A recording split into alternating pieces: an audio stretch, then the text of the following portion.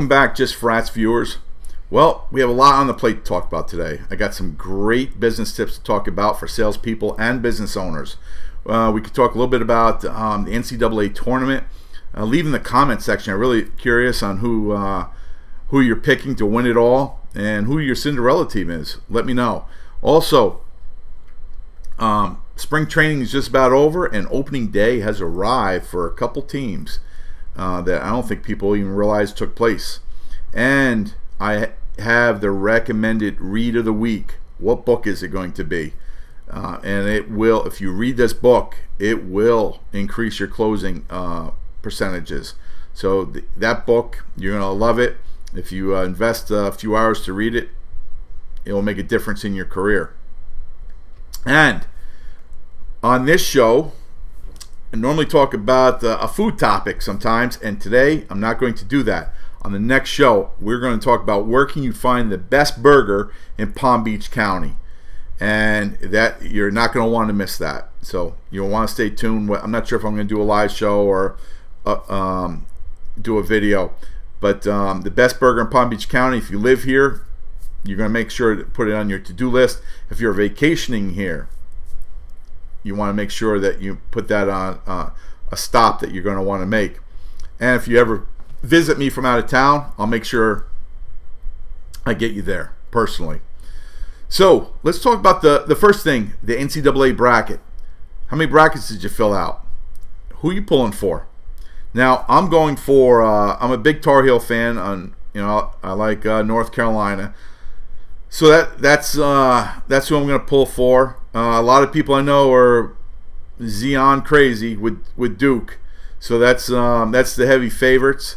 I know he's a special athlete, but I'm telling you, the top 10 teams in basketball this year, I think they're all even. I think they're all equal. I believe anybody could. This tournament is wide open.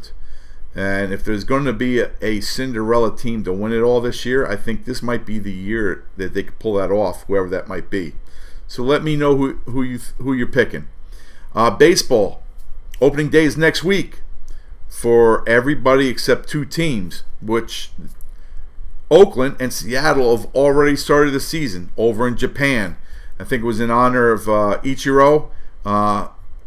He's 45 years old, and he was just a special athlete, a hitting machine. He came, I think he started in 2001, was a rookie here. He already did 10 years in Japan, or 8 years.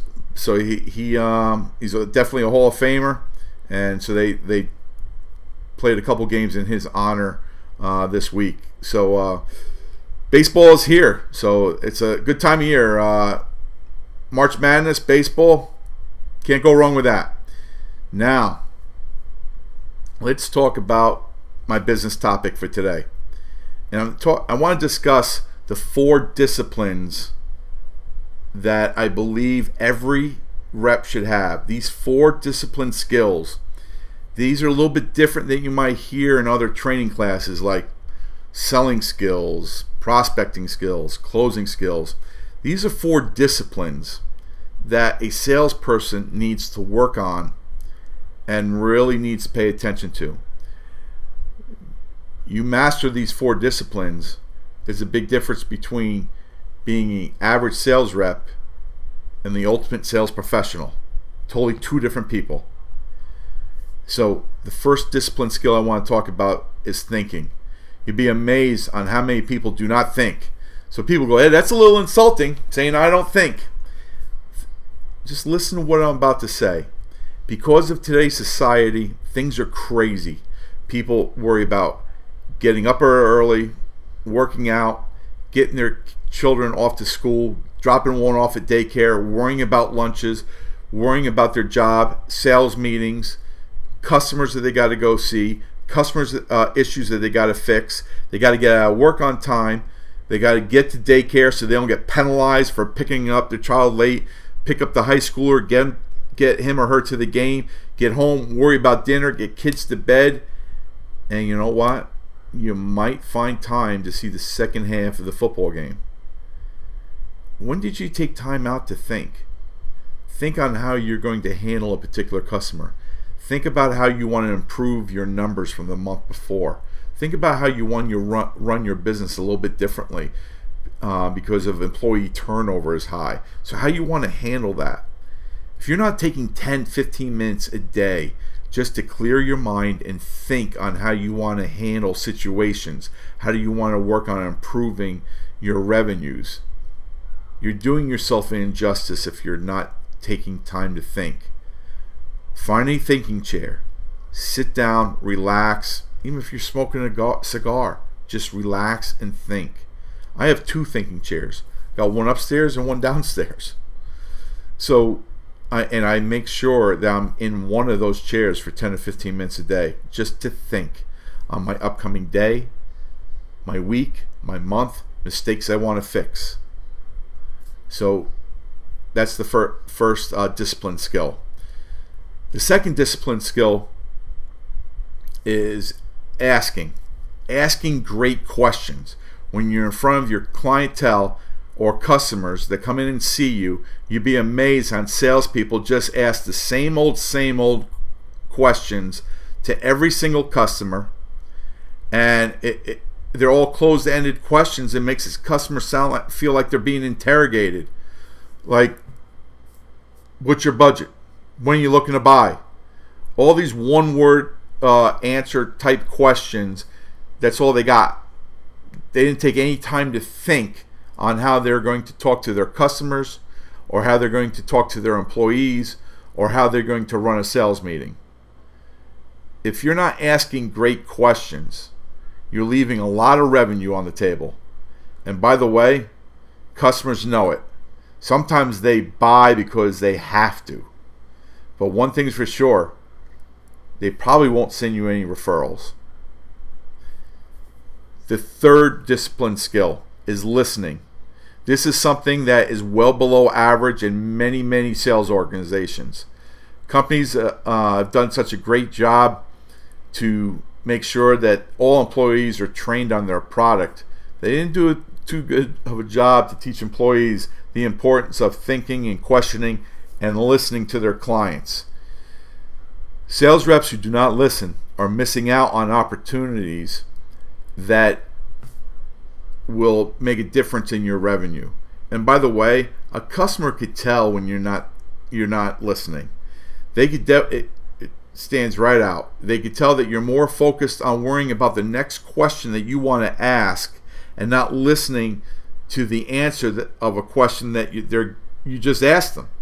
So you ask them a great question, and then they start talking, and they could tell that you're not even focused on them.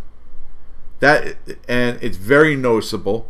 Think about this. How many times did you shake hands with someone, and 30 seconds later you don't have a clue what their name is, and they just told you 30 seconds ago at the introduction?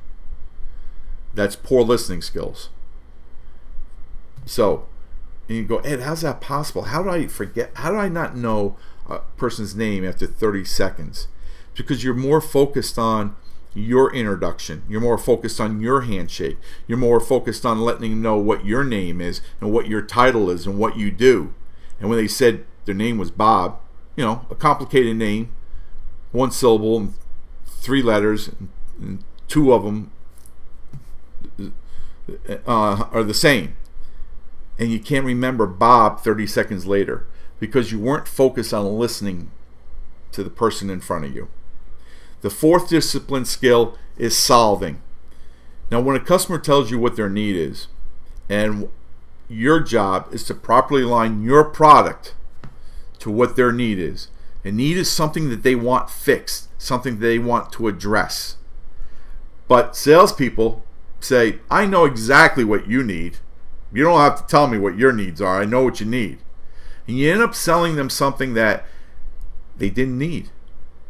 Because you sold them because you're going to get a higher commission. There was a bonus or a spiff on a particular product. You're over inventory on a specific product. Though, when you do that, customers might buy from you. Okay?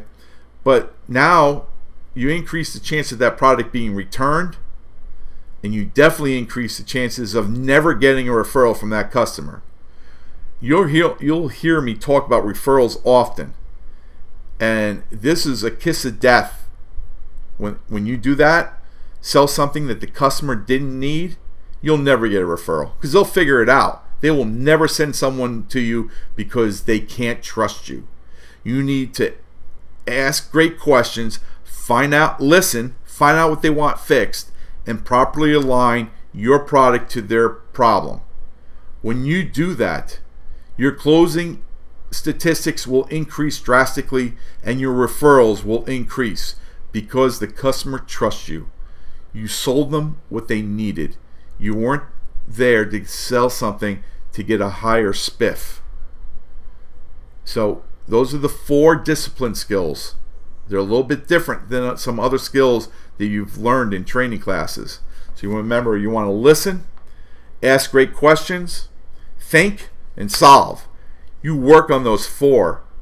Wait till you see the results when you improve on them. If you have any questions regarding that, feel free to reach out to me. I'll be glad to talk to you more in detail about that. Now it's time for the recommended read of the week. This book is based on a class that I actually train called the Wedge class. And it's a 2-day sales training class. It's more of a psychological sales training class that will teach you on how to put a wedge in between the customer and their current vendor. And you're trying to get their business, but they're pretty loyal to who they're using most of the time. So they think. This class will teach you professionally how to put a wedge between them and their current provider, their current vendor. And the name of this book is written by Randy Schwantz, all right, and he's the creator of the Wedge training class. And this is the book.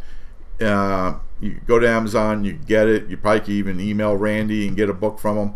But it's how to get your competition fired. And there's some really small print here without saying anything bad about them. What's awesome about this class and this book, they will teach you how to just decimate the competition without saying one negative thing about them. And so everything that you'll do will be very, very professional.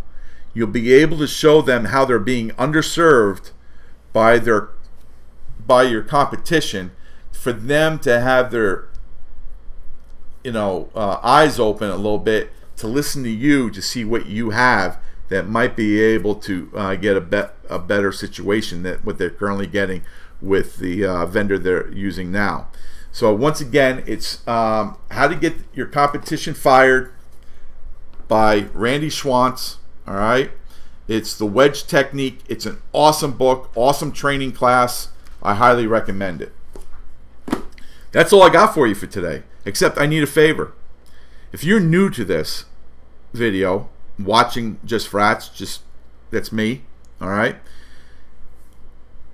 hit that subscribe button. I really would appreciate it.